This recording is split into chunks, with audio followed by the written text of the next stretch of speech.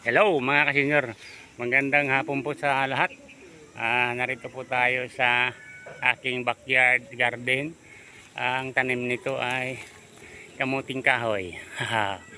Alam mo mga kasenyor kaya ako nagtanim ng kamuting kahoy. Alam nyo na magkano ang kilo ng bigas ngayon.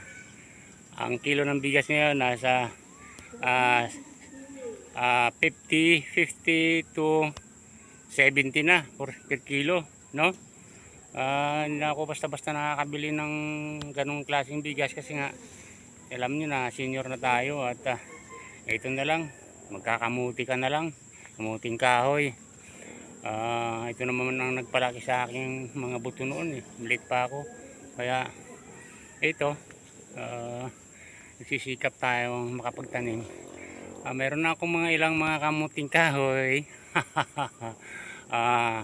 Pati tao nito kakain, manok, Rhode Island, may mga tanim ako rito malunggay, vitamins ng manok, ano pa, Madrid, ano yan, agwa, ano, ay pagkain ng manok, vitamins. May mga saging ditong saba. Ayan, ayan. Ayan, sa kamahalan ng bigas kaya napilitan tayo magtanim ng kamuting kahoy. So mga kasenyor, malapit na to, mga ilang buwan lang to, harvest na ako rito. Pero hindi to lahat pagkain ng tao, lahat to, pati manok, hayop, tatadtarin ko to, tapos pakakain natin sa manok. Mga kasenyor, ang hindi lang nakaka-relate dito yung mga hindi marunong kumain ng kamuting kahoy, yung mga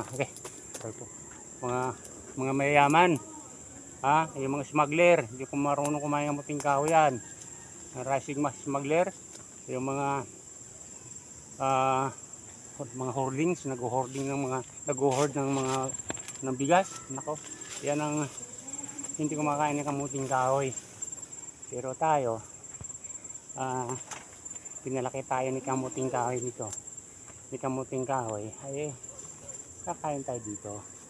So marami namang magagawa ng kamuting kahoy. Pwede mong ikas-kas ako yan yung butas-butas na lata, gawing human, tapos ibilad mo pigaan. So sa ingin sa karderong lupa, yung daba kung tawagin sa amin sa Cebuano, kulon ba? Cebuano kulon, sa amin daba, dito sa Tagalog palayok. Ang pang sisild namin yung kamuting kahoy din. Yun nakaka-relate nito. Wala, ito sa tatay din siya. Marami kaming plano dito sa lugar na to, kaya lang asikasuhin pa namin to para maging legal tayo.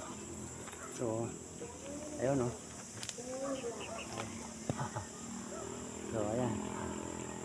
So mga sir, ito lang yung aking service nandun sa bandang taas. Medyo katambay muna siya. Ay, si Nanay Gina pala yung nandun dun. So mga yun lang mga kasenyor. Meron akong saba rito hinihintay. Gusto kong saba Ayun. Tinutukuran ko ng kawayan para hindi siya matumba. So yun lang mga kasenyor, magandang hapon ulit. God bless po sa lahat.